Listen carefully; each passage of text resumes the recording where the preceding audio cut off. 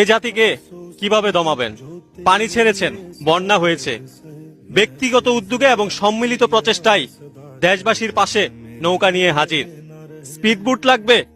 Karnaphuli shipping ফ্রিতে speedboat supply দিচ্ছে। Engine চালিত নৌকার জন্য ফুয়েল লাগবে? ফুয়েল স্টেশনের মালিকরা ফ্রিতে তেল দিচ্ছে। ত্রাণ কর্মকর্তাদের জন্য 21 এক্সপ্রেস ফ্রি করে দিয়েছে বাস সার্ভিস। নৌকা দিয়েও বন্যার্তদের পাশে দাঁড়াতে পারছেন না?